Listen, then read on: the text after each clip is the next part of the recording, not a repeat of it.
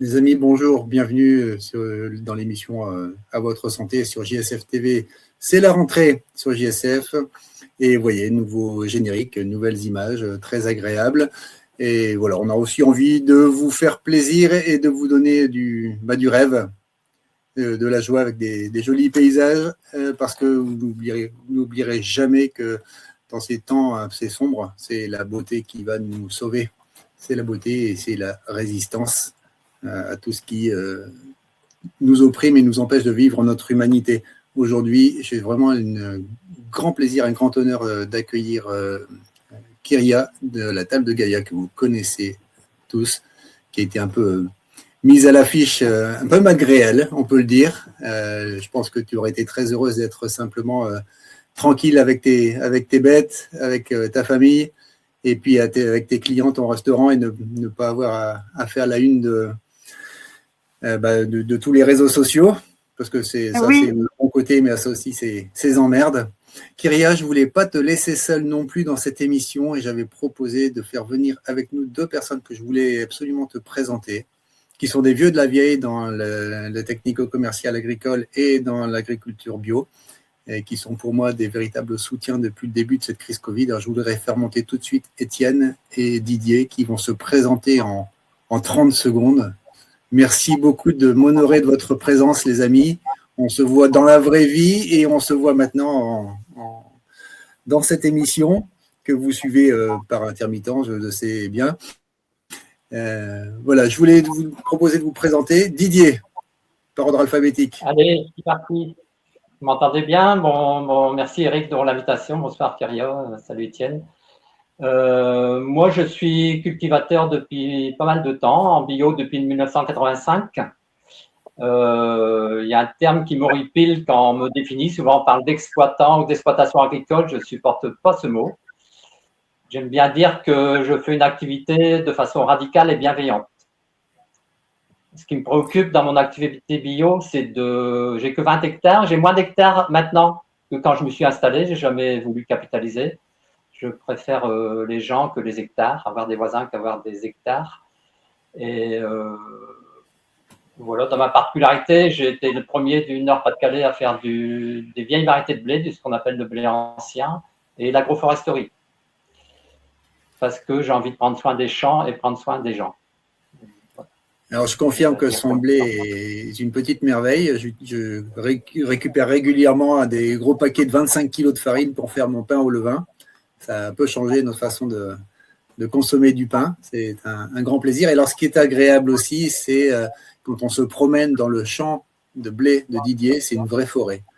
Quand c'est pas le champ plat uniforme où il n'y a pas un épi qui dépasse, on est dans une forêt avec des petits, des grands, de toutes les couleurs. C'est vraiment très agréable, on se sent bien.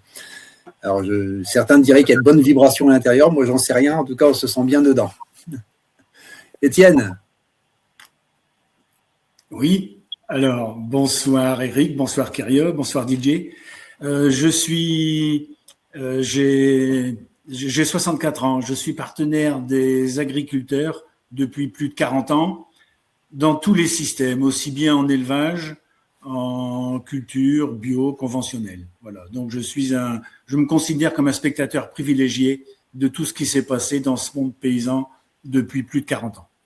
Et en tant que spectateur, il en a quand même vu beaucoup, il va pouvoir nous en parler. Le thème de notre émission ici, c'est, vous l'avez compris, c'est est-ce qu'il faut se soumettre, est-ce qu'il faut se rebeller quand on est agriculteur et quand on veut défendre un savoir-faire, un savoir-vivre français et surtout défendre la qualité des assiettes de nos contemporains. Et si j'ai fait venir à la fois Étienne et Didier, c'est parce qu'ils ont aussi une expérience dans ces domaines et sans doute beaucoup de choses intéressantes à nous dire.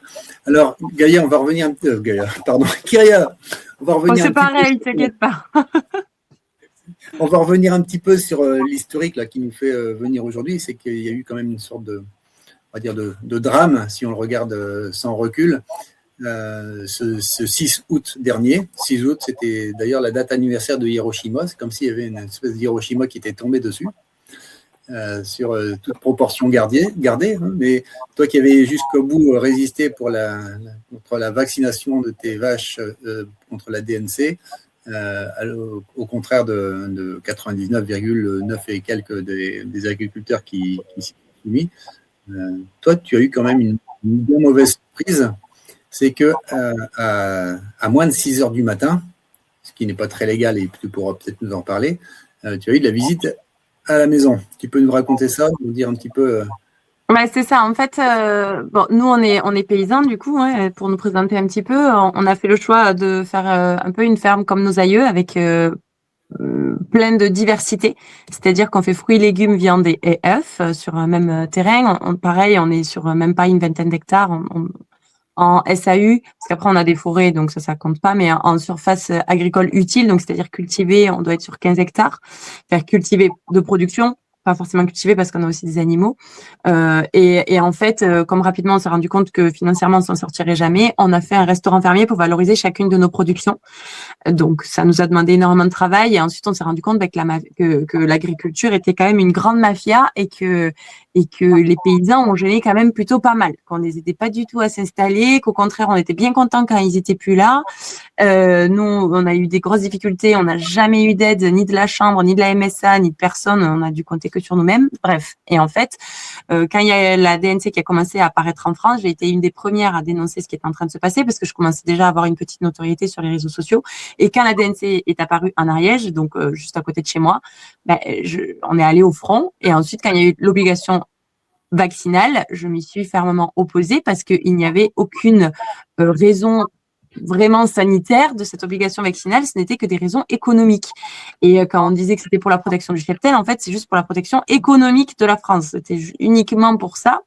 Et donc, du coup, moi, ça me va pas tant, parce que c'est toujours pour les mêmes, pour les gros exploitants que les lois sont faites, et jamais pour les petits. Sauf que nous, comme tant d'autres, parce qu'il y a eu quand même on était certes moins de 1%, mais on était quand même là à ne pas vouloir faire vacciner notre cheptel. Et nous, petits paysans, avec nos vaches, on travaillait énormément sur notre cheptel. Naturellement, on est sur des manières de travailler vraiment holistiques et naturelles, en fait, et la santé de nos animaux passe en priorité sur tout le reste. Et donc du coup, on sait qu'on avait un troupeau qui allait être sain et qui survivrait largement à la DNC, surtout qu'en plus ce n'est pas une maladie qui est mortelle pour les vaches au final. Et donc il y a eu des vaccinations forcées où à chaque fois les éleveurs étaient prévenus, sauf que nous, on n'a pas été prévenus du tout. Et en fait, ça s'est fait de manière complètement dingue, parce que comme tu l'as dit, c'était avant 6 heures du matin. L'action a été faite avant 6 heures du matin. La sous-préfète, pendant qu'elle était en train de nous faire signer le papier avant 6 heures du matin, je le dis, je le redis, parce que en fait, avant 6 heures du matin, c'est uniquement les terroristes ou les criminels en bande organisée qui ont la possibilité d'avoir les forces de l'ordre avant 6 heures du matin, parce qu'il y a quand même des lois en France qu'il faut respecter. Hein. La sous-préfète n'a fait que nous dire ça, que c'était la loi française, sauf qu'elle a complètement respecté la loi française. Et pendant qu'en fait, elle nous faisait son speech pour nous faire signer les documents, les vétérinaires étaient déjà sur le front en train de vacciner nos vaches. Donc, ça veut dire qu'ils étaient même arrivés même avant que la sous-préfète arrive. Donc, en pleine nuit, complètement en pleine nuit, nos vaches étaient complètement affolées, et c'est parce qu'on les entendait beugler justement qu'on a su qu'ils étaient déjà en train de faire la vaccination. Manu est allé voir ce qui se passait, et en fait, au lieu d'avoir le droit d'aller sur ses propres terres, il a fini en garde à vue. Donc, on est vraiment sur un truc, il fallait absolument pas ni qu'on parle, ni qu'on bouge, ni que quoi que ce soit. On parle de 12 vaches. On parle de 12 vaches, il faut quand même mettre raison gardée. Et il y avait une quarantaine de gendarmes pour nous deux, mes enfants, mes neveux et ma mère de 75 ans. Donc, vraiment, 40 gendarmes pour que des personnes lambda, et qui n'avaient absolument pas prévu d'évasion ou d'armes. Enfin, je sais pas, c'est complètement lunaire. Même quand j'en parle, je suis encore abasourdie, parce que c'était quand même assez fou, quoi, ce qui s'est passé. Alors, première chose, ça, c'est le père de famille qui va réagir. Comment ont vécu ça tes enfants ? Difficilement.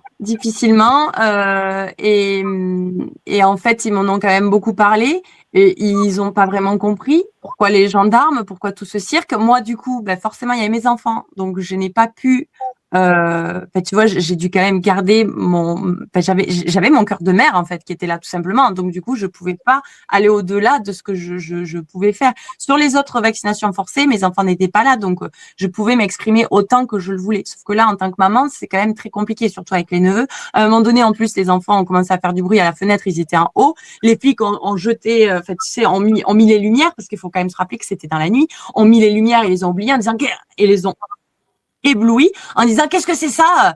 Et les gamins, ils étaient là, mais comment ça? Et donc, moi, j'ai dû calmer le jeu en disant, wow, c'est les enfants qui sont là-haut. Oui, on est dans une famille, on est dans une ferme. Oui, il y a de la vie. Oui, il y a des enfants. On parle d'enfants entre 10 et 13 ans. Donc, quand même, avec une compréhension de ce qui se passe. Et en même temps, aucune compréhension parce que autant de gendarmes, c'était pas possible, quoi. À un moment donné aussi, les enfants ont voulu sortir, pour faire leur vie, quoi. Donc, ma mère les a contenus à l'intérieur. Donc, pareil, de l'incompréhension, vraiment de l'incompréhension. Et après, bon, ça a dû passer beaucoup par le dialogue et à leur expliquer pourquoi, mais en même temps, nous-mêmes, on comprend pas vraiment pourquoi. Donc, c'est très compliqué d'expliquer à un enfant pourquoi. Et moi, je leur ai toujours dit, en plus, que les gendarmes étaient là pour protéger les gens, pour notre sécurité. Là, du coup, la dissonance cognitive est là, quoi. Fait vraiment de se dire, mais attends, maman, elle a des vaches. Là, on vient avec 40 gendarmes. Comment ça se passe? Fait, voilà, ça a été quand même assez difficile pour eux. Puis j'ai envie de dire, tant pis, hein, ça fera des petites graines de mauvaises herbes, hein, ça fera des petites graines de résistants. Je peux rien faire de plus que de leur expliquer la vérité, quoi, de ce qui est en train de se passer. Alors, je vais poser la question à Étienne et Didier de savoir comment ils ont réagi quand ils ont entendu cet épisode passé. Mais surtout, avant ça, je voudrais savoir, est-ce que tu as eu des réactions des gendarmes? Est-ce que tu as vu un peu je sais pas, quelque chose dans leurs yeux, un peu de honte? Dans toutes les manifestations, moi, où j'ai été, déjà la première à Mouriscou, les gendarmes ont baissé leur casque. Et quand je leur ai expliqué ce qui était en train de se passer, les 9 gendarmes ont baissé, enfin, on ne sait pas si c'était 9 ou 7, ça se discute. J'avoue qu'on n'était pas là vraiment en train de compter ce qui était en train de se passer. Mais en tout cas, il y a des gendarmes qui ont baissé leur masque. Il y a des gendarmes qui commencent à avoir les larmes aux yeux. Enfin, oui, bien sûr que moi, je vois de l'émotion. Quand j'étais chez Christelle, il y en a plusieurs en partant qui m'ont dit, on est vraiment désolé. Il y a eu des gendarmes qui étaient en tenue militaire, pareil, que j'ai fait pleurer. Enfin, à un moment donné, et là, moi, quand j'étais en bas avec les gendarmes qui m'empêchaient du coup de monter pour aller rejoindre mon mari et mes vaches, je sentais qu'ils étaient honteux de faire ce qu'ils étaient en train de faire. Ma mère aussi a parlé avec certains d'entre eux. Il y en avait qui savaient même pas qu'est-ce qu'ils faisaient là. Ils étaient là, bon, désolé, on n'a pas apporté les chocolatines, on sait pas ce qui se passe. Ma mère leur a dit, vous connaissez même pas la table de Gaïa, Kyria? Non, pas du tout. On sait pas pourquoi on est là. Enfin, vraiment. Et du coup, on a appris aussi que les gendarmes ont été avertis à 23h la veille. Enfin, vraiment, c'était une opération commando, presque une opération militaire pour venir vacciner 12 vaches, quoi. Mais en fait, c'était pas une histoire de vaccination. En arrivant sur place, ils savaient même pas. En fait, il y avait 3 brigades. Il y avait 3 brigades. Il y avait la brigade de Saint-Giron, de Pamiers et de Toulouse. Et ça, c'est la brigade de Toulouse que je vous parle, qu'eux ne savaient pas ce qui était en train de se passer. Pour les autres, je peux pas en parler. Enfin, je peux pas savoir. Mais en tout cas, la brigade de Toulouse ne savait pas ce qu'elle faisait là. Et les autres avaient été prévenus à 23h la veille. Donc, en fait, vraiment, c'est quelque chose de complètement lunaire et de complètement fou. Et même Manu, il ne savait pas pourquoi ils l'ont amené en garde à vue. Ils l'ont sorti de la garde à vue. Il n'y a pas de raison sur sa garde à vue. C'est juste, il était là. Alors, du coup, il fallait l'amener en garde à vue. Il y a vraiment rien du tout qui va dans cette, je sais même pas comment dire, c'est une perquisition, si c'est une vaccination forcée, je sais même pas comment exprimer ce qui s'est passé ce jour-là. Tout est parfaitement illégal dans ce qui s'est passé. Complètement. Donc, du coup, après, nous, on a déposé plainte contre le préfet, la mairesse et la sous-préfète. Est-ce que ça va donner quelque chose vu l'étendue de la mafia actuelle? Je ne sais pas. Mais en tout cas, nous, on a fait notre devoir. Et c'est pareil, c'est quelque chose d'aller à la gendarmerie, d'être confronté aux mêmes gendarmes qui étaient là ce jour-là et de leur dire, mais voilà, maintenant, on porte plainte parce que ce qui a été fait, c'est pas légal. Et de voir qu'en fait, ils sont même pas dans l'opposition. Enfin, moi, quand je leur ai dit, quand ils étaient en train de taper et que je disais, voilà, on a trouvé ça un peu disproportionné 40 gendarmes pour nous, il a un peu levé les yeux au ciel, quoi. Il a pas dit qu'il était d'accord avec moi, mais il a quand même pas nié non plus, quoi, que c'était complètement fou. Enfin, bien sûr qu'à un moment donné, les gendarmes là commencent à voir aussi qu'il y a quelque chose qui va pas. Enfin, là, on est en train de s'attaquer à des paysans. On s'attaque aux sources de la France, quoi. Enfin, on peut pas s'attaquer à plus sacré en France que des paysans, quoi. Didier, toi qui es un cultivateur très attaché à l'importance du vivant et de la défense du vivant, comment tu réagis à ça? Ah bah, je suis horrifié que nos dirigeants qui devraient prendre soin de nous, eh ben, ils détruisent. Puis on détruit pas tous les petits paysans, hein, on détruit qu'une partie de l'agriculture, ceux qui sont autonomes, ceux qui prennent soin des gens à travers leurs pratiques. Donc c'est quand même assez ciblé. Hein. Est-ce que toi, ça t'est déjà arrivé bien de sûr, subir ce genre de désagréments? Eh ben, une époque où j'avais encore de l'élevage, on nous avait obligés à traiter à l'ivermectine contre les varrots. On avait résisté, et puis finalement, ça s'était tassé au bout de 2-3 ans où ils avaient levé le pied. Mais on a eu l'occasion de résister aussi. À l'époque, c'était l'ivermectine qui voulait imposer. C'est Oui. amusant. Et maintenant, c'est celle qui. Et toi, Étienne? L'ivermectine, c'est un insecticide contre les vers des animaux, hein, c'est ça? Oui, tout à fait. Étienne? Oui. Donc, moi, ma façon de résister, c'est d'être exemplaire dans mes pratiques et puis d'envoyer plein d'amour sur l'humanité. Hein. Je pense qu'il faut éviter la colère. La colère n'est jamais bonne conseillère et il faut, bien sûr, ça nous pousse à passer à l'action. Mais il faut que la colère, moi, je pense que la colère, c'est un chemin d'amour c'est de l'amour qui n'a pas trouvé son chemin. Et je pense que l'amour. Comment? Je dis, c'est avec des gens comme toi que j'apprends ça. Ma colère à moi est difficile. Bien sûr, il faut être solidaire. Moi, j'ai toujours dit, si pour défendre une cause qui m'importe, je serais capable d'aller en prison. Ça m'importe peu, mais faut réagir en solidarité, envoyer plein d'amour sur Kyrios, sur tous ces gens qui souffrent. Parce que la puissance d'une pensée d'amour, elle est 500 fois plus puissante que celle du mental. Hein, ça a été expertisé, ça. Et on l'oublie. Enfin, on est constitué on a envie d'être aimé et d'aimer, et puis souvent on oublie des choses fondamentales. Donc moi, c'est là-dessus que je voulais insister. Et effectivement, sinon c'est une horreur, quoi. Si on s'attache si on va dans leur camp, ben on n'est pas bien. Donc il faut revenir dans notre camp, faut être solidaire entre nous et revenir dans notre camp pour dire de toute façon ils peuvent rien contre nous. Étienne? Je te rejoins énormément dans ce que tu dis. Malgré que je pense que la colère, si c'est pas elle qui te dirige, elle peut être c'est un très grand moteur. Mais il faut effectivement qu'elle ne te dirige pas, mais que ce soit toi qui la dirige. Et là, elle peut être vraiment un grand moteur pour trouver de l'énergie, pour trouver toute cette possibilité en fait d'agir. Mais effectivement, il faut pas qu'elle nous consume, parce que c'est le grand risque de la colère. Et je te rejoins énormément sur cet amour, parce qu'en fait, c'est notre seule arme qui va pouvoir les désarmer, justement. Parce que là, il y en a beaucoup, moi, qui me disent, il faut passer aux armes, il faut y aller, nani, nana. Bon, déjà, si vous avez envie d'y aller, moi, j'ai envie de dire, chacun est libre, allez-y. Mais moi, en fait, j'ai très bien vu comment ça se passait, que ce soit avec les Gilets jaunes ou nous, dans les manifs agricoles. Si nous, on utilise des armes, on est mort. Enfin, je veux dire, ils ont des arsenals, je crois qu'on n'est même pas prêt à savoir ce qu'il y a derrière.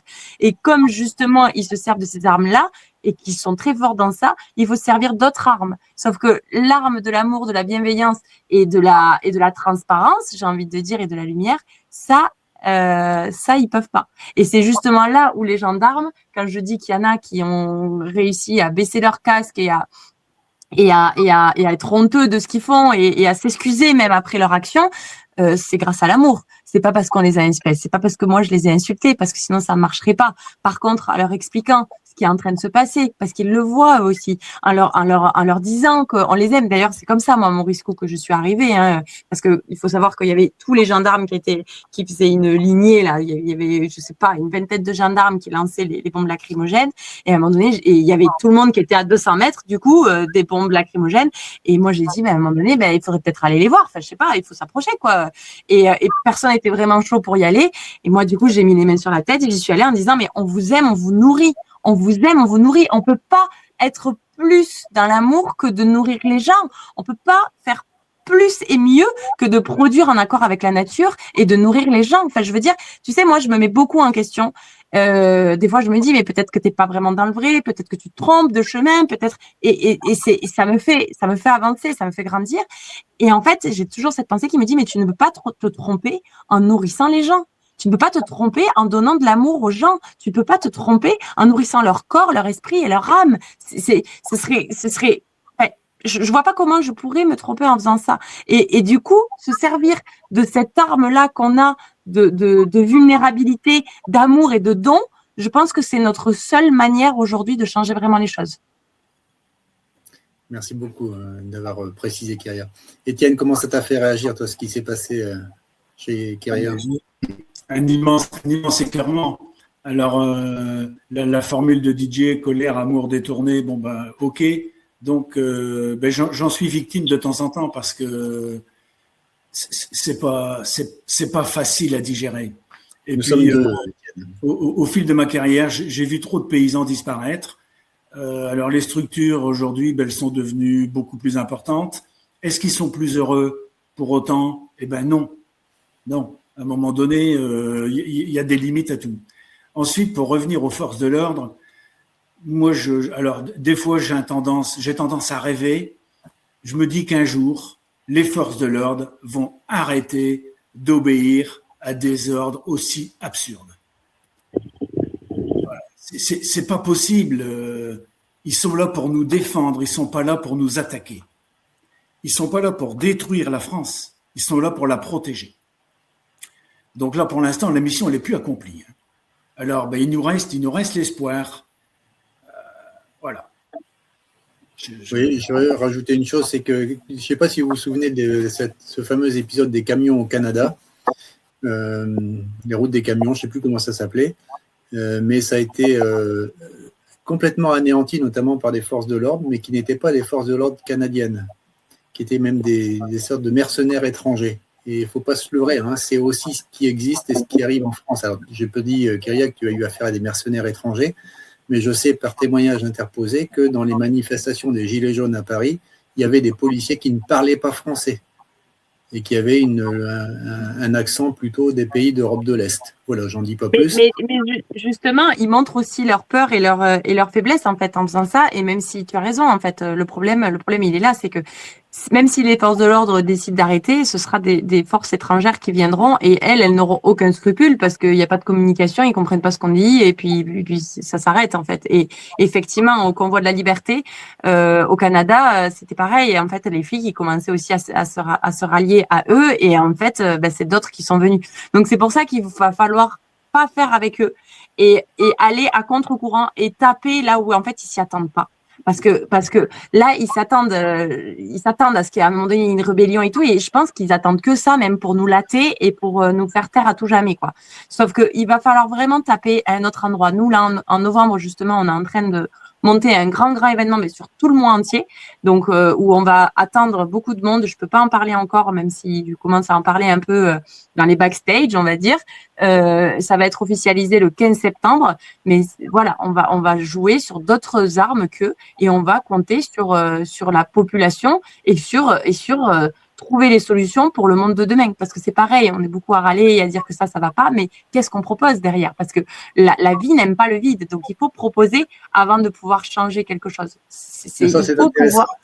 Je pense qu'on va repartir dans une deuxième partie d'émission là-dessus, mais puisqu'on était sur l'idée de canaliser notre colère et de la transformer, je voudrais qu'on passe de la transmuter mieux que la transporter.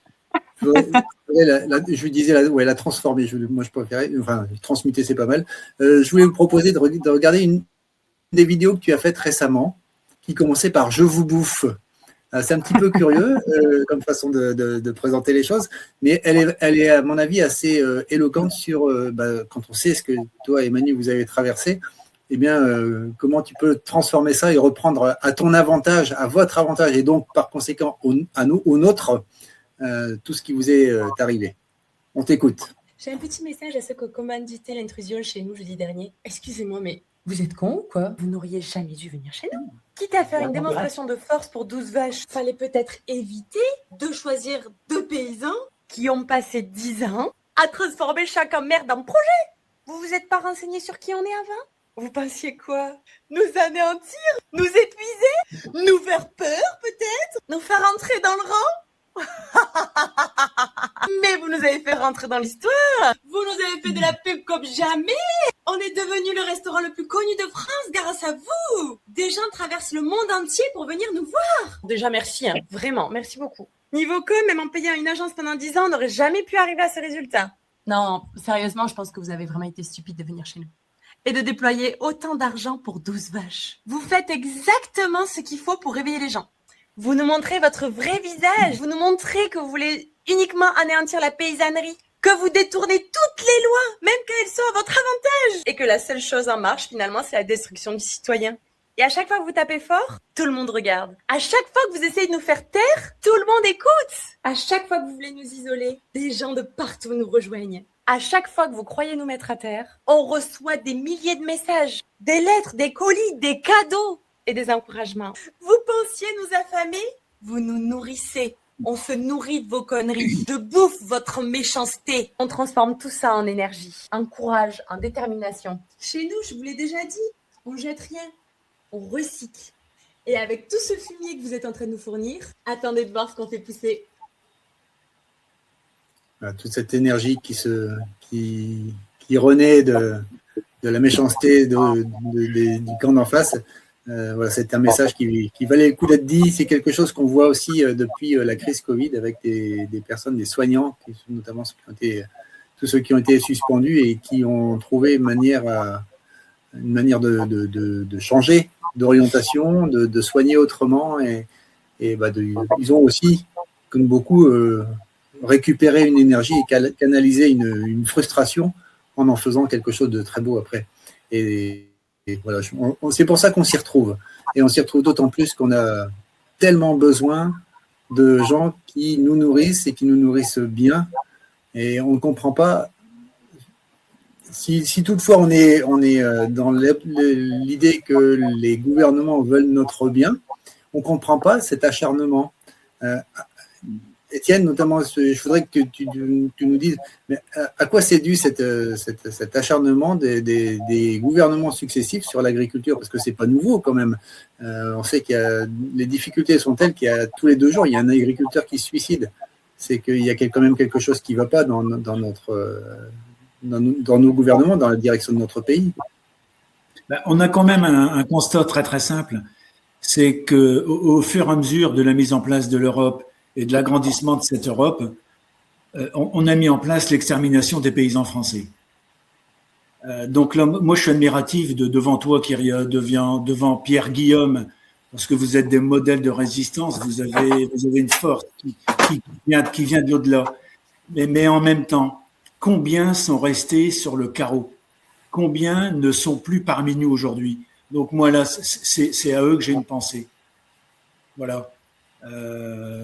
Vous êtes des modèles.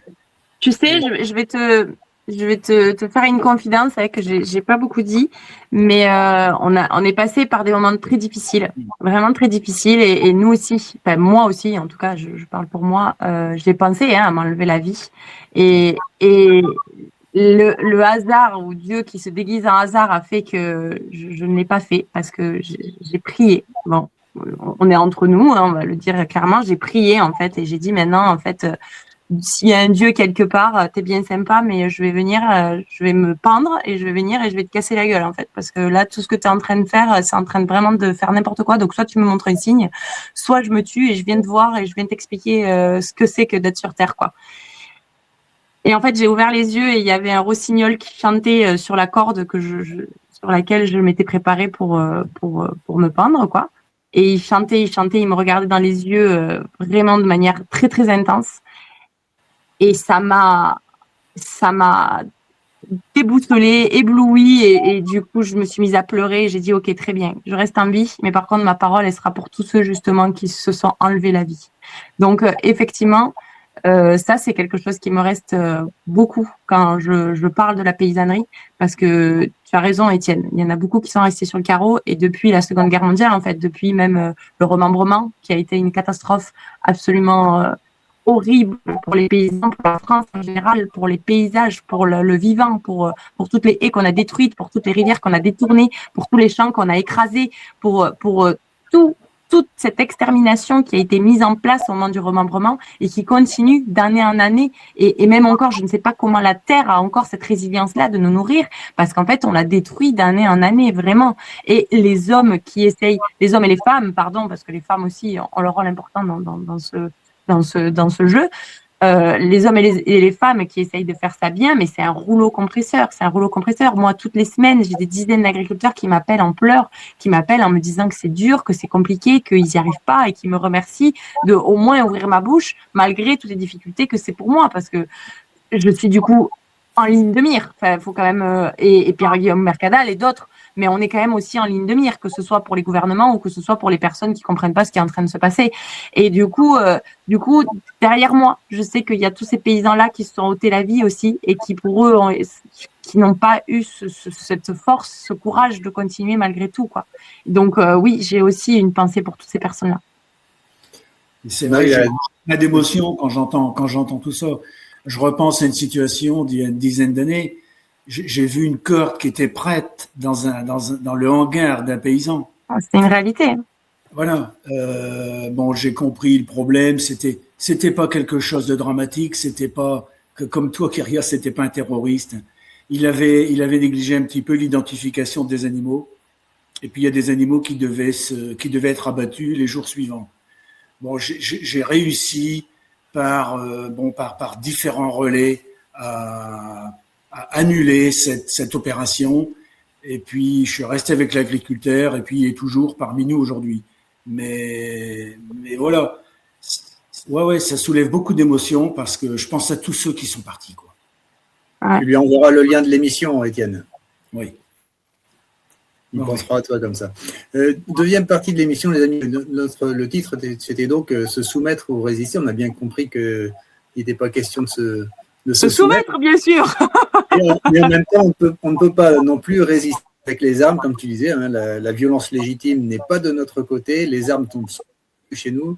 Il y a plus de centaures que de Canadair en France. Donc, qu'est-ce qu'on fait? Comment on résiste chacun de son côté et qu'est-ce qu'on permet de faire à chacun? Parce que ça ne va pas être l'affaire simplement de quelques agriculteurs, mais ça va être tous les Français qui veulent vivre autre chose. Concrètement, moi, il y a des fois, je n'ose pas forcément le dire parce que je me dis, je vais vraiment me faire tomber dessus. Mais en fait, il faut quand même comprendre que la société n'est que la somme de chaque être humain qui la compose. C'est-à-dire que chacun a sa responsabilité. Et moi-même, j'ai ma responsabilité. Chacun a sa responsabilité dans le monde qui est en train de se construire et dans le monde dans lequel on vit. Et tu vois, des fois, on l'a facile de dire oui, mais c'est à cause des policiers, oui, mais c'est à cause des politiciens, machin truc. Mais en fait, ces gens-là n'auraient aucun pouvoir si les gens disaient non.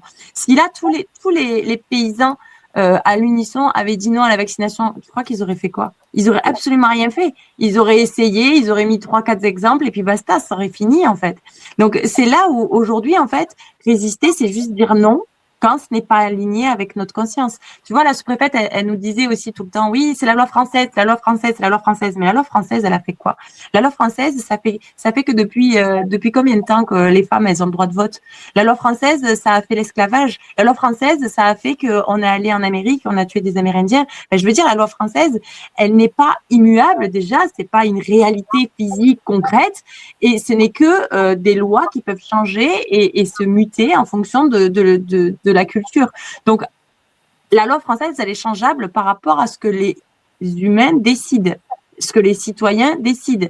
Et la loi française, pour moi, je n'écouterai pas la loi française si elle n'est pas en accord avec mon cœur et avec ma conscience. Et j'appelle chaque personne, en fait, à faire de même et à dire non. Et à dire tout simplement non. Un prof qui n'a pas envie que le programme français pour lui n'est pas correct pour les enfants, ben de dire non. Un flic qui dit ben non, là c'est pas un acte correct, je ne le fais pas. Un artisan, la facturation électronique, ça lui va pas, et ben qui disent non. En fait là aujourd'hui, résister, c'est juste dire non. Et en fait ça ne provoque rien de grave. Enfin, je veux dire, on finit pas en prison pour avoir dit non. Non, regarde, nous on est allé au plus profond du non.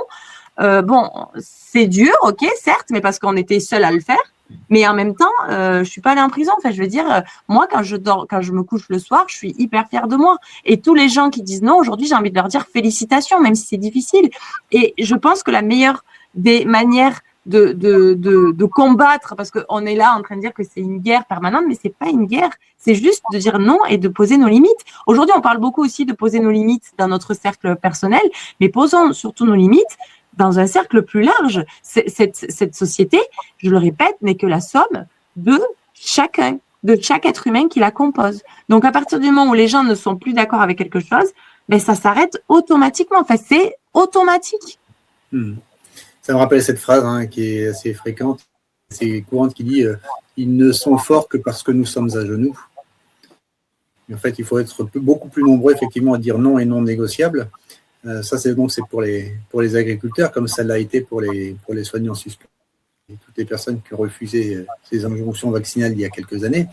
Mais est-ce qu'il y a moyen de faire en sorte que les Français, en règle générale, soient autonomes sur le plan alimentaire? Je pense particulièrement aux gens qui habitent en ville. C'est compliqué. Ben là aujourd'hui, on est vraiment dans une... Didier, je pense que tu seras d'accord avec moi, mais là, on est vraiment dans une complication énorme. On n'est même plus 1% d'agriculteurs en France. On est une personne pour nourrir 100 personnes. On est une personne, même pas pour nourrir 100 personnes, on est une personne pour nourrir 166 personnes via l'exportation.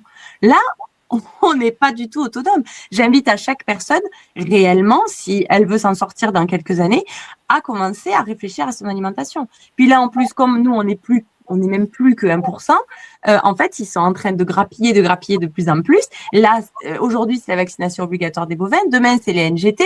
Didier, je pense que tu es au courant aussi de cette affreuse chose qui est en train d'arriver. Les NGT, c'est le nouveau nom des OGM qui vont être du coup autorisés et en plus dont il y aura même pas besoin d'écrire sur les étiquettes que c'est des OGM. En plus, c'est fait par l'IA. Enfin bon, c'est un truc vraiment absolument affreux. C'est en train d'arriver dans nos assiettes. Et du coup, ça veut dire que là, on va arriver dans un moment où il n'y aura plus aucune autonomie. Pareil, on est en train de faire la guerre aux éleveurs sans comprendre que le jour où il y aura plus d'éleveurs, il y aura plus d'agriculture. C'est la pierre angulaire de l'agriculture. Il faut des polycultures élevage. Il faut, parce que sans ça, en fait, on n'arrive plus à rien. Je veux pas être catastrophique. Je veux pas avoir un discours catastrophique parce que je veux pas faire peur aux gens et je veux avoir toujours un discours qui donne de l'espoir. Mais réellement, réfléchissez aujourd'hui à comment manger. Parce qu'à partir du moment où ils nous tiennent par la nourriture, ils nous tiennent sur absolument tout. Et là, il y aura plus. Pourquoi nous, on se permet d'ouvrir notre bouche? Parce qu'on est autonome, justement. Parce qu'on sait se faire à manger, parce qu'on sait. On est agriculteur, on sait tout faire en vrai. Et que le jour où ils nous coupent quelque chose ou qu'ils nous font quoi que ce soit, mais c'est pas grave. On fera plus petit, on fera que pour nous. Et puis nous, on sera toujours sortis d'affaires. Mais les personnes en ville, peut-être réfléchir à revenir un peu dans les campagnes et à penser à notre alimentation. Parce que là, à partir du moment, je le répète, où ils peuvent nous avoir sur notre nourriture, et ils nous ont déjà sur la nourriture. Les gens qui aujourd'hui, pour ouvrir son frigo et savoir d'où vient sa nourriture. Qui aujourd'hui peut ouvrir son frigo et se dire ça c'est mon producteur Arthur, ça vient de le yaourt, ça vient de Joséphine, ça c'est les œufs de mes poules, mais plus personne. Mais c'est une catastrophe. Enfin, réellement c'est une catastrophe. On leur a donné les clés entières de notre autonomie. C'est pour ça quand je dis que la société n'est que la somme de tout le monde, c'est une réalité. Et en même temps, je me dis est-ce que les gens sont prêts à aujourd'hui remettre les mains dans la terre? Parce que c'est pas évident, c'est pas facile, c'est pas quelque chose, c'est donné par la terre, mais un cadeau n'en vaut pas moins des efforts. Et effectivement, il y a des efforts à faire pour cultiver notre nourriture. Et d'ailleurs, quand les gens, je passe un peu de tout au tout, mais c'est quand même hyper important. Quand les gens disent que la nourriture est chère, je pense qu'ils n'ont jamais fait pousser quoi que ce soit de leur vie parce que c'est énormément de travail. Mais en même temps, c'est indispensable. D'ailleurs, c'est même la chose la plus importante au monde. Enfin, la seule chose dont on a besoin, c'est quoi? C'est un toit sur notre tête, à manger et de l'eau propre. Et force est de constater qu'aujourd'hui, on n'a même pas les moyens d'avoir les trois. Alors que c'est primordial. Là, aujourd'hui, les gens devraient quand même vraiment réfléchir à leur façon de consommer et à leur façon, en fait, même de produire. La terre donne à chaque personne qui s'y met. Il faudrait peut-être que les gens s'en rendent compte. Donc, notre souveraineté alimentaire, aujourd'hui, c'est une vraie façon, c'est une vraie question, mais en fait, ça doit être chacun qui doit se la poser dans sa propre vie, quoi. Parce qu'il faut pas croire qu'aujourd'hui, ce sera nos politiciens qui vont faire en sorte que notre souveraineté alimentaire soit faite. Au contraire. À l'approche du Mercosur, oui, tout à fait. On a le chat, Anne-Marie. Alors, je crois je crois pas que tu connaisses Anne-Marie. Et Anne-Marie Nagalaisen qui fait des carrés potagers à la française et qui aide aux gens à être autonomes avec juste 12 mètres carrés de culture en alternance sur les carrés. J'ai même essayé chez moi. Bon, avec plus ou moins de succès, mais parce que j'ai pas forcément la main verte. Mais je vais m'améliorer grâce à ces conseils.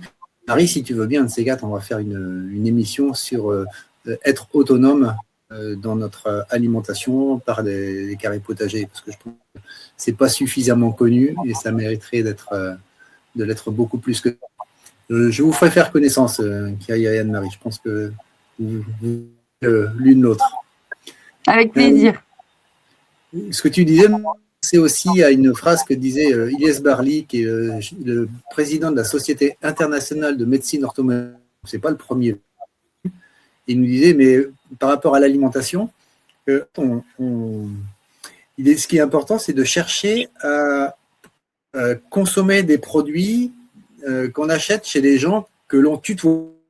C'est-à-dire que si on tutoie son agriculteur, si on tutoie son éleveur de bovins, c'est qu'on a une relation avec lui, qu'on a un lien particulier, et c'est qu'il y a une confiance qui s'est installée. Et il nous disait, il faut du lien entre les hommes, et puis il faut se tutoyer. Tutoie, si c'est qu'il y a quelque chose qui est passé, et on peut avoir confiance. Je trouvais ça très joli. Moi, ça va, je tutoie tout le monde tout le temps, donc ça me va. Voilà. Je ne sais pas si vous avez des petits conseils les uns les autres pour toutes les personnes qui nous écoutent et qui aimeraient pouvoir devenir autonomes sur le plan alimentaire. Moi, la première chose que j'aurais envie de dire, c'est même si vous êtes verte, vous avez forcément des exploitants, pardon Didier, des agriculteurs et des bouchers qui font des choses tout à fait éthiques et qui mériteraient d'être un peu plus mis en avant. Et ça serait peut-être bien que vous vous remettiez en contact avec eux plutôt que de chercher votre Boostify sous plastique dans les supermarchés. Première chose, remettez-vous en contact avec vos agriculteurs locaux, mais faites les marchés. Là où vous êtes, il y a des marchés locaux et forcément, il y a des agriculteurs qui vendent leurs produits dans peut-être, c'est pas forcément très bien présent, c'est peut-être dans des boîtes en carton, c'est peut-être dans des cagettes qui ont été déjà de multiples utilisées, mais c'est des gens qui font leurs produits avec beaucoup d'amour. N'hésitez pas à retrouver le chemin des étals des marchés. Deuxième chose, si vous avez un terrain, allez-y, n'hésitez pas non plus. C'est pas excessivement compliqué de pouvoir faire pousser des herbes aromatiques, de pouvoir faire pousser de la menthe, ça pousse tout seul.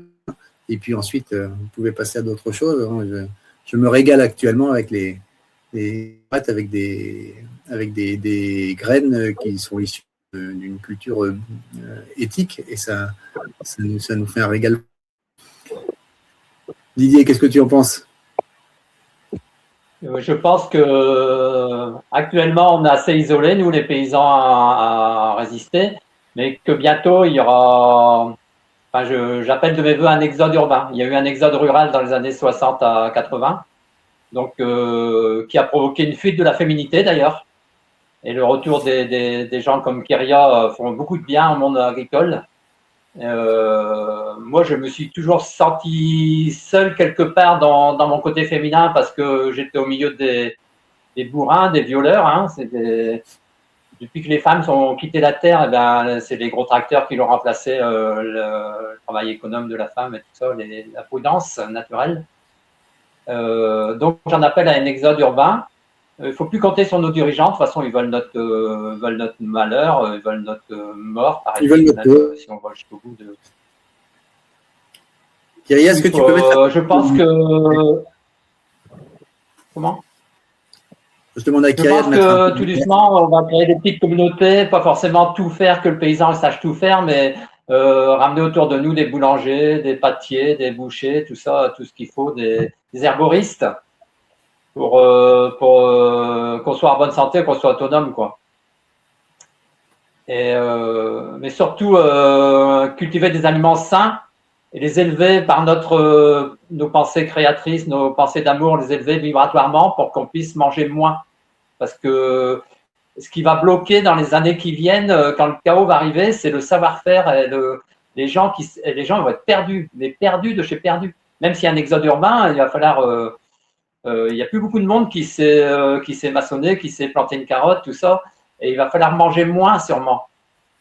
il va falloir manger moins et du coup élever le niveau vibratoire des aliments pour pouvoir manger moins.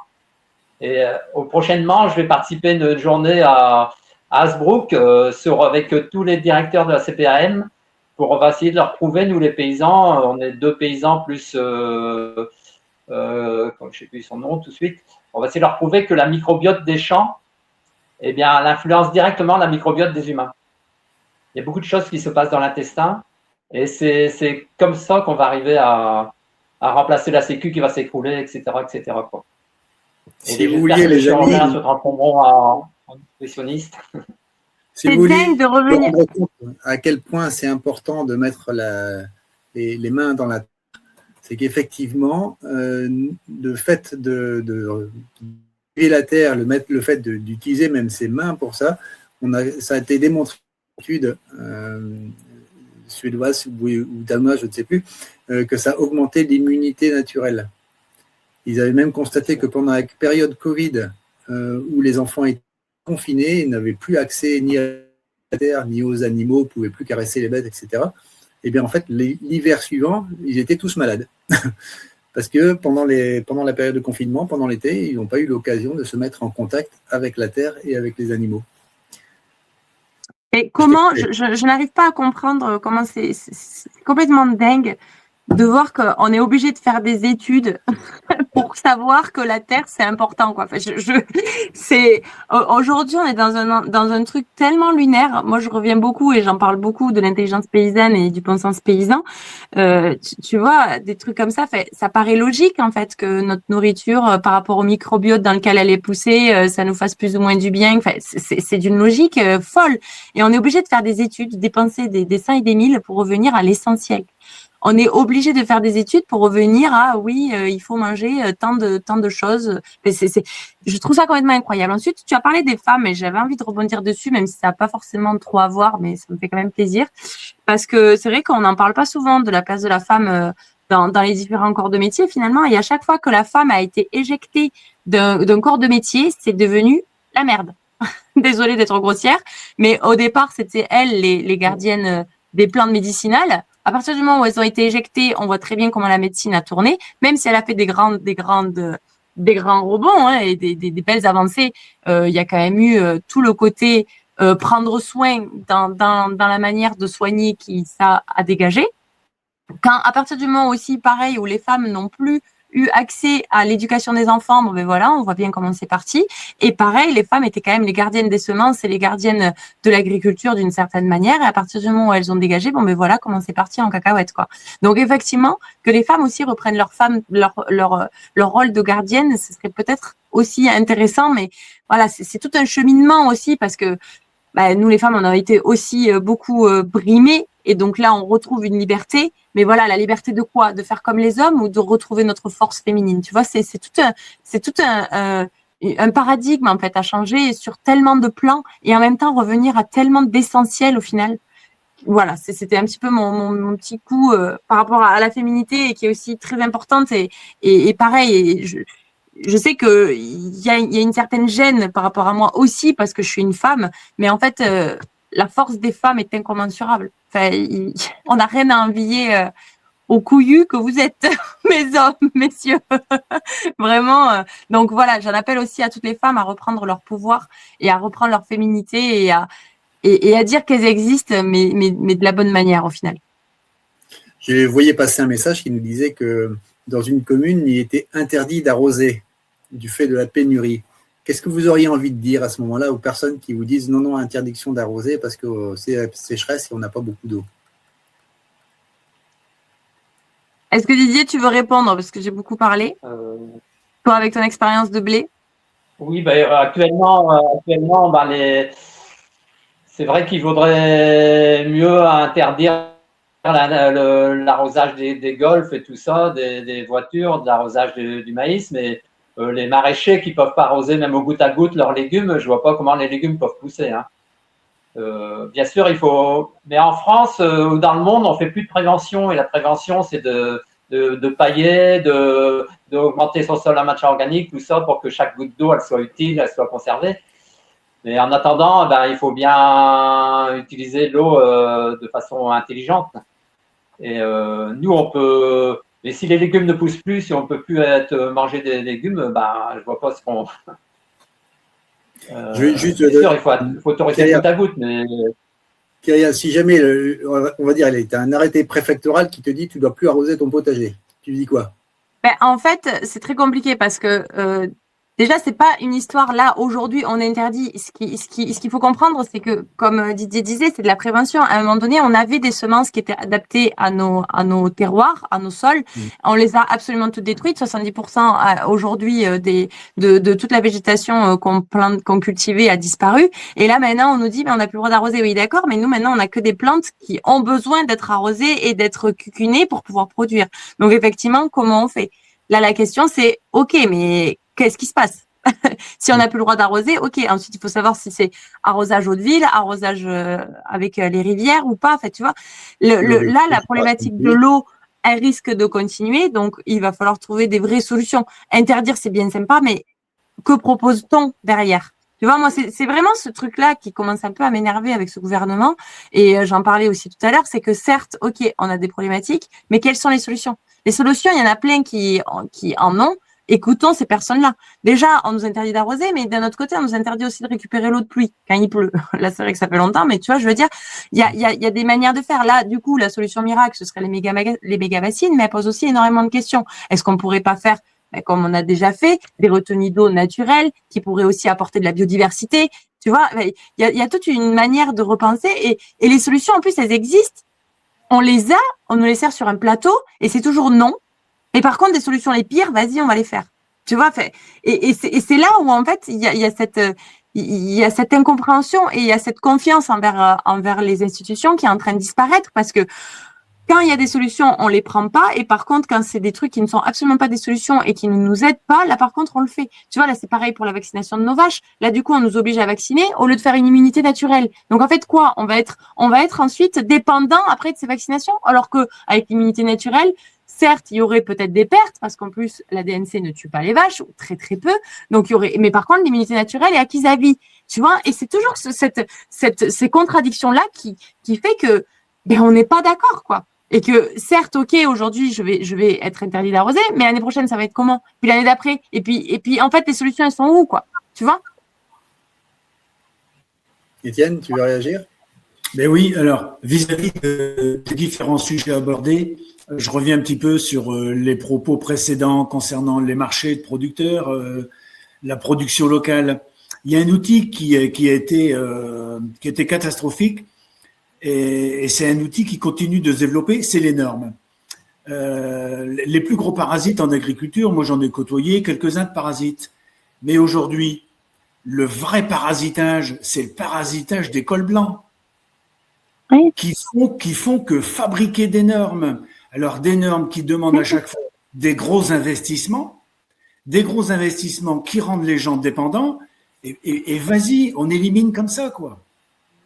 Alors, comment se bagarrer contre les normes? Il y a un tas de combats à mettre en place. Mais moi, j'étais gamin. Le veau gras élevé à la ferme, il était tué par le boucher et embarqué et distribué à 6 km de la ferme. Alors, il n'y avait pas de problème sanitaire. Le problème du transport, il était dérisoire. Tout se faisait dans une échelle très réduite. Aujourd'hui, il faut voir un petit peu, avec ces histoires de normes, le voyage des carcasses. Mais c'est complètement absurde. Mais on y va, on y est, et on est obligé de dire oui. Alors, parce qu'on n'en voit plus beaucoup qui osent tuer l'animal à la ferme quand même. Hein. C'est risqué, mais bon sang. Là, on a perdu quand même, on a perdu le bon sens. Et puis, la peur est arrivée, la peur s'est mise en place parce qu'en face, ils ont quand même des gros moyens. Alors, ils vont pas nous mettre en prison, non, mais c'est quand même des moyens démesurés vis-à-vis de la désobéissance, quoi. Donc, là, faut chercher des nouvelles armes. Je parle pas de fusil, hein, Kyria, mais voilà, on a bien compris ce que tu voulais dire. De nouvelles solutions, en tout cas. Mais oui.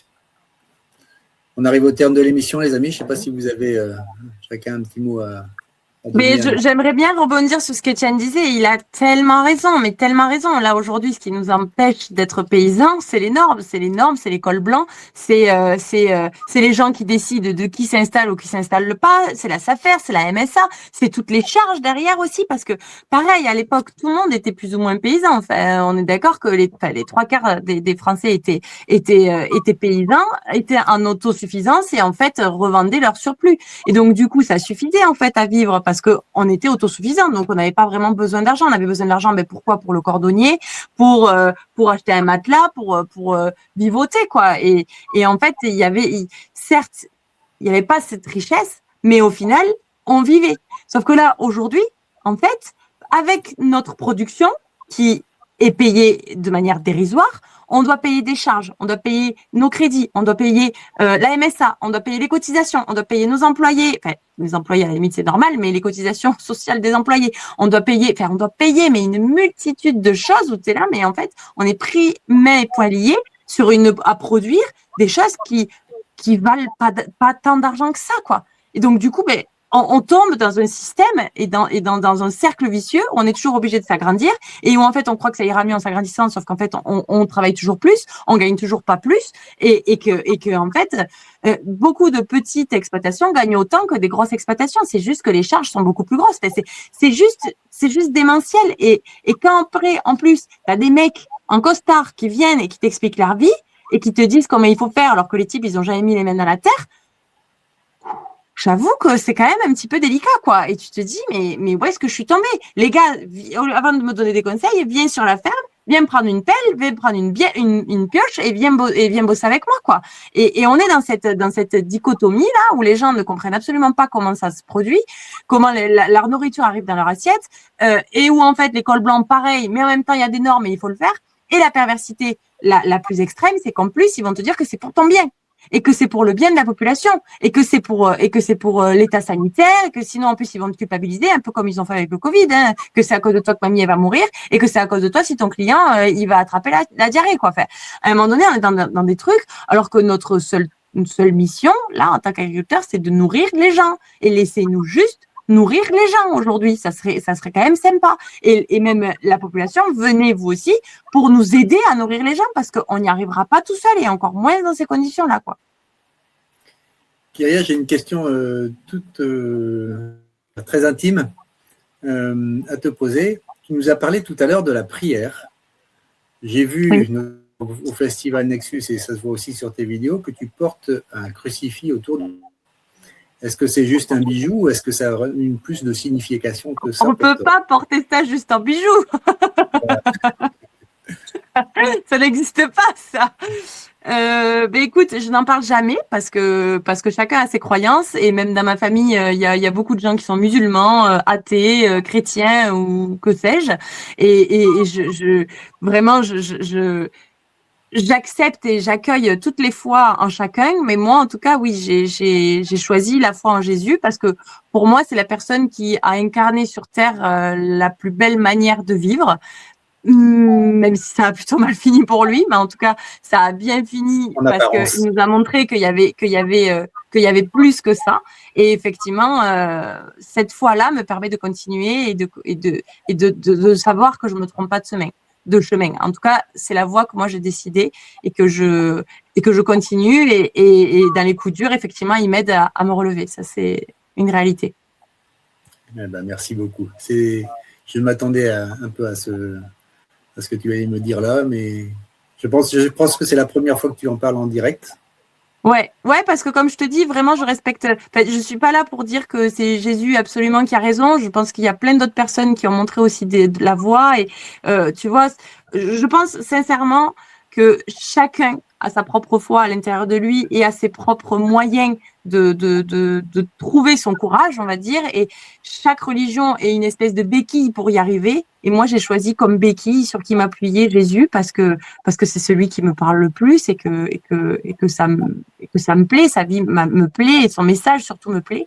Et comme je respecte vraiment chacun, je suis pas là pour imposer quoi que ce soit à personne de mes croyances, quoi. Donc, effectivement, j'ai toujours ma croix. Ça a été aussi d'ailleurs une grande question pour moi, du coup, de la mettre ou de pas la mettre devant les caméras. Mais en fait, elle est là. Et en fait, pour dire vrai, la seule fois où je l'ai enlevée, la caravane a brûlé. Donc, du coup, maintenant, je la mets tout le temps parce que je me dis, bon, peut-être qu'elle me protège. Donc, voilà, mais ça, c'est ma foi. Et effectivement, c'est intime, mais j'en parle aussi librement parce que, comme je te dis, je respecte vraiment toutes les religions et même les personnes qui croient pas parce que ben, elles sont peut-être là dans ce chemin-là et c'est OK. Et chacun fait sa part et chacun essaye de s'en sortir comme il peut dans cette société complètement folle. Et chacun finalement cherche quoi? Le bonheur, l'amour et la vie. Et des fois, on se trompe à le chercher d'une certaine manière ou d'une autre. Et moi aussi, certainement, c'est sûr même, je suis pas irréprochable sur rien. Hein, on est chacun irréprochable. Mais on essaye tous, j'imagine, de faire du mieux qu'on peut et de trouver notre part de bonheur sur cette terre qui au final on n'est que de passage, tu vois. Tu parlais aussi, c'est toi Didier qui disais que tu pourrais aller en prison pour tes convictions, mais moi en fait je pourrais même mourir pour mes convictions parce que ben on n'est qu'un passage sur terre, on oublie tous que finalement on va mourir, on va tous finir par en mourir. Ben qu'est-ce qu'on a envie de faire de chaque matin, quoi? Qu'est-ce qu'on a envie de faire de chaque jour de notre vie? Moi, aujourd'hui, j'ai décidé que chaque jour de ma vie, je prendrai soin de ma terre, que je prendrai soin des hommes, je prendrai soin des humains et je prendrai soin de ma famille et en accord avec la terre sur laquelle on marche tous les jours. C'était Teilhard de Chardin qui disait nous ne sommes pas des êtres matériels qui faisons une expérience spirituelle, mais des êtres spirituels qui faisons une expérience matérielle. Mais j'en suis de plus en plus persuadée chaque jour, vraiment. Et ça me maintient. Tu sais, quand je te disais la transmutation, c'est vraiment pas pour rien. C'est même plus une transformation qu'il faut faire, c'est une transmutation. Et moi, j'ai décidé, parce que je le décide, parce que chacun est créateur de sa vie, que chaque chose qui va m'arriver dans ma vie, même les plus terribles qui puissent m'arriver, en fait, c'est que pour mon plus grand bien. Et dans mes prières, je dis des fois, quand c'est vraiment difficile, ben écoute, montre-moi comment tu te débrouilles avec ça, parce que moi là, je peux plus, mais j'ai confiance que ça s'arrangera. Il y aura une belle issue. Et effectivement, depuis que je mets ça dans ma tête, c'est absolument ce qui se passe et c'est ce qui me permet de garder le sourire et la joie de vivre malgré toutes les galères qui m'arrivent. Après, ça m'arrive aussi de craquer, de pleurer et de lâcher, mais je remonte la pente très rapidement et je dis non. Déjà, ils n'auront jamais ma lumière et ils n'auront jamais mon sourire. Et en plus, on ne sait pas ce qui se passe, on ne sait pas le grand projet du grand tout. Enfin, je veux dire, depuis l'histoire de l'humanité, regardez tout ce qui est passé, tout ce qui est arrivé.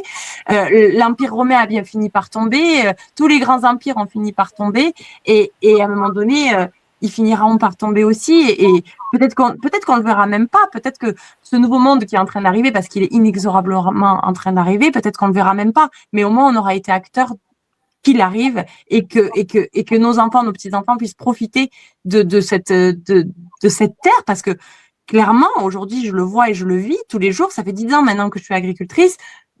Pas grand-chose à côté de toi, Didier, on est d'accord, mais tous les jours, je vois que on vit sur un putain de paradis. On est sur le paradis. Certains attendent de mourir pour aller au paradis, mais non, il est là aujourd'hui et maintenant sur cette terre, ce paradis. Il y a une espèce d'abondance qui est absolument énorme. Il y a les animaux qui sont là tout pour nous. Les oiseaux chantent. T'imagines, on pourrait être sur une terre où les oiseaux, quand ils chanteraient, ça nous casserait la tête. Et non, au final, on adore ça. C'est magnifique. Ça nous permet même de se sentir en sécurité. On a la chose la plus importante pour nous, elle tombe littéralement du ciel. L'eau est en abondance absolue. Là, effectivement, on le voit pas trop cet été, mais c'est une réalité.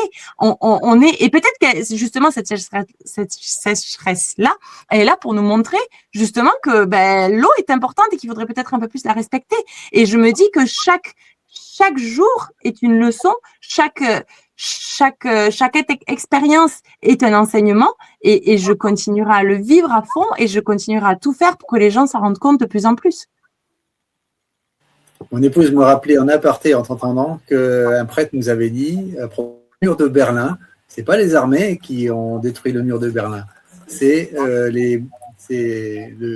si l'Empire soviétique c'est parce que c'était la prière de Jean-Paul II et la prière des babouches.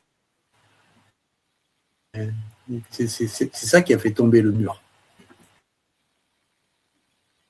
Après, c'est une interprétation qui en vaut sans doute une autre, mais on a d'autres exemples comme ça où l'importance de la prière fait que ça peut détruire des des empires. Alors allons-y. L'amour, la force de l'amour, la force de l'amour, la force de la prière, la force de la croyance en fait. Nos prières, c'est quoi? C'est uniquement se focaliser sur quelque chose et le croire. C'est même pas, tu sais, des fois on me demande est-ce que je crois en Dieu, mais je ne crois pas en Dieu. Je sais Dieu. Je sais qu'il y a quelque chose. C'est même plus de l'ordre de la croyance. Et comme je te dis, après, c'est sur Jésus que je m'appuie, mais je pourrais m'appuyer sur les gens, je pourrais m'appuyer sur la nature. Moi, j'ai des origines amérindiennes aussi, donc j'ai aussi beaucoup d'acquaintances sur la nature et je suis souvent avec mes arbres, avec mes animaux, à voir un peu les signes et tout ça. Et c'est même plus une croyance, c'est vraiment une connaissance. Voilà. Donc, bien sûr, de toute façon, je sais plus qui c'est qui disait ça, mais le siècle prochain sera spirituel ou ne sera pas. Là, aujourd'hui, il va falloir peut-être élever un peu plus nos consciences.